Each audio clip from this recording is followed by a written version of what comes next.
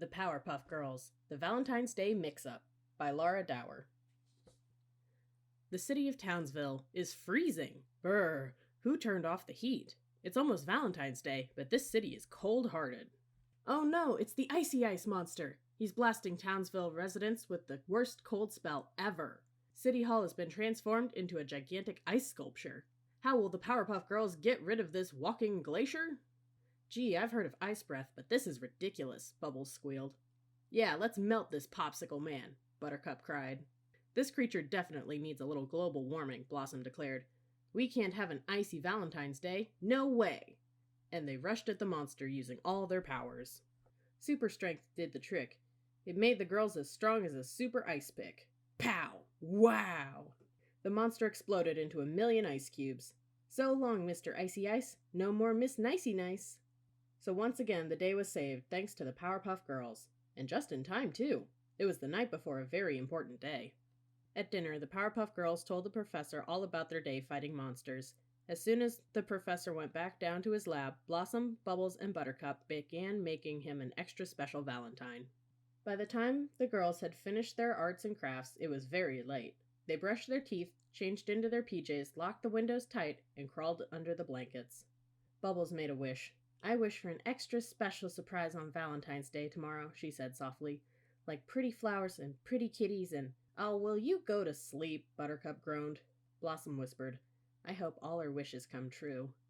Downtown in Townsville, someone wasn't sleeping. Mojo Jojo had just woken up from a terrible nightmare. I can't believe those sissy little Powerpuff Girls defeated me again!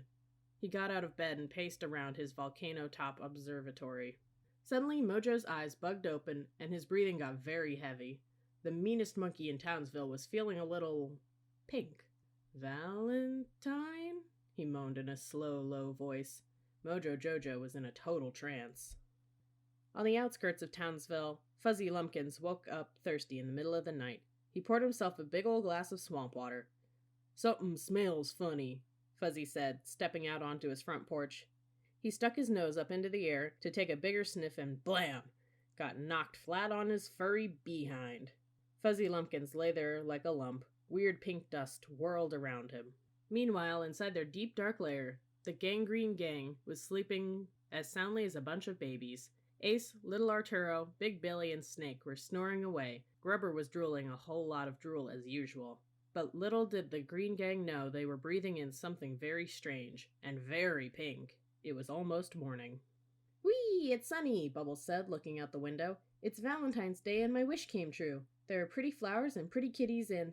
Wow, Blossom said. It is a special day. Just yesterday, all of Townsville was frozen solid. Now it's all melted. And it's really, really pink, Bubbles said. Pink schmink, Buttercup said. I just hope we don't have to fight any monsters today, Blossom said. The girls and the professor were having a special Valentine's breakfast when the doorbell rang. Are you girls expecting someone? The professor asked. Their doorbell hardly ever rang in the middle of breakfast. I'll get it, Blossom cried. She zoomed over to the door. Who is it? Blossom asked, peering through the peephole. Powerpuff Girl, let me come in, Mojo Jojo said. Not by the smirk on your grinny grin, Blossom replied. She turned to his sisters and the professor. It's Mojo, and he has flowers. You better see what he wants, Buttercup whispered, frowning. Blossom opened the door. Mojo handed her the bouquet of flowers. Do I smell strawberry pancakes? Mojo asked. I love pancakes as much as I love the Powerpuff Girls, and I love the Powerpuff Girls very, very much. Blossom thought for a moment. Okay, Mojo, you can have one pancake, and then you must go. Mojo skipped into the kitchen. The girls stared after him. They'd never seen an evil super genius monkey skip before. Ding dong! It was the doorbell again. This time Bubbles decided to get it. Who's there? She squeaked. Powerpuff Girl, I want in, Fuzzy Lumpkin said. Not by the fuzz on your chinny chin chin, Bubbles replied. But Fuzzy looked so sad that Bubbles just had to open the door and let him in. Hey, what's that? Bubbles asked. I forget, Fuzzy said, scratching his head.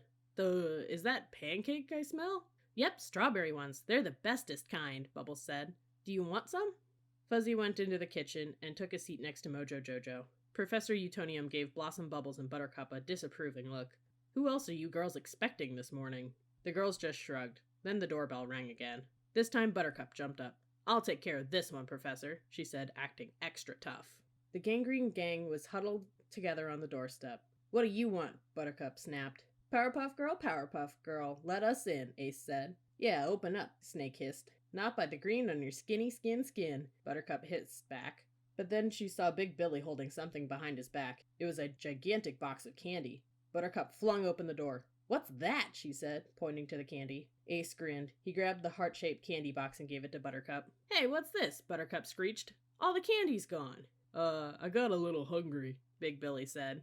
Just then, little Arturo got a whiff of the strawberry pancakes. The rest of the gangrene gang followed him inside. Grubber was really drooling now. "Hey, wait a minute," Buttercup said, but it was too late. The members of the gangrene gang joined Fuzzy and Mojo at the table and started eating.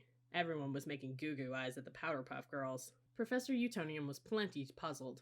"Girls, no offense, but I just don't understand why the most evil assortment of Townsville villains would want you to be their Valentines."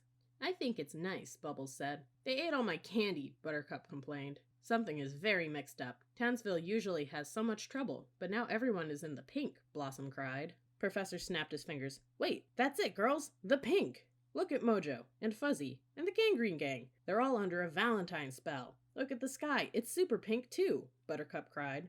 "Where's it coming from?" Blossom asked. She zapped toward the front door. "We've got to find out." "What do you see?" Blossom yelled to her sisters. "Look over there." "Whee! I see pink bunnies," Bubbles said. "Oh, brother," Buttercup moaned. Sister. "I think the pink is coming from just behind that cluster of bushes," Blossom said, flying in for a closer look.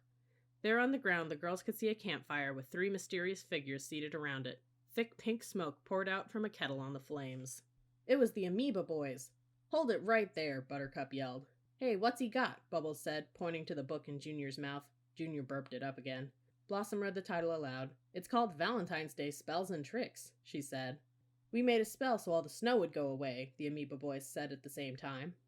"Then we put a Valentine's jinx on everyone in Townsville," Bossman added. "We got it from this book, so there." The Powerpuff Girls opened the book. "Love potion number 9.5. Take a big black cauldron and put it on a fire. Mix pink lemonade, ruby red grapefruit, cherries, red dye number 104, and a fistful of tomatoes. Say the magic words, Ali Baba Hubba Bubba. Let pink smoke rise. Take a deep breath. Warning, keep lid on pot. Fumes can cause anyone within breathing distance to become overly lovey-dovey." "Ha ha ha ha!" The Powerpuff Girls laughed so hard they almost started to cry. "This isn't a Valentine's jinx," Buttercup said. "You silly amoebas," Bubbles said. "It's a love potion." "This brew turns villains into love-ins," Blossom said. "That explains why Mojo, Fuzzy, and the gangrene gang have been acting so weird." "But we made the snow go away," Bossman said. "No, you didn't," Buttercup cried. "We did. We fought the ice monster and the snow stopped." "Oh," the Amoeba Boys mumbled. "Oops." Blossom read the rest of the recipe. It said the spell would last for at least 1 day. "Look," Bubbles pointed. "It's the Powerpuff signal. Someone's in trouble. Let's go." Blossom flew into the air. Maybe love potion number 9.5 wore off. "Hey, what's going on around here?" Blossom asked. Mojo, Fuzzy, and the gangrene gang were making prank phone calls on the Powerpuff Girls' special phone. The mayor was giggling along with them. "Gee, Mayor," Bubbles said, "are you having a party or something?" "We saw the signal. Where's the trouble?" Buttercup asked. "There's no trouble here," the mayor announced. "It's Valentine's Day, and we needed the Powerpuff Girls to celebrate. That's why we sent the signal. It was all Mojo's idea." "Hooray!" the villains cheered. Blossom, Bubbles, and Buttercup just blushed. They'd never had so many Valentines before, and they've never gotten them from villains. "Mojo, would you let go of my bow?" Blossom moaned. "Do we have to sing that song again, Fuzzy?" Bubbles sighed. "Quit following me, Ace!" Buttercup yelled. "Don't worry, girls," Professor Utonium cried. "It's only a matter of time until the love potion wears off." And so once again, Valentine's Day is saved thanks to the Powerpuff Girls and a little love potion number 9.5.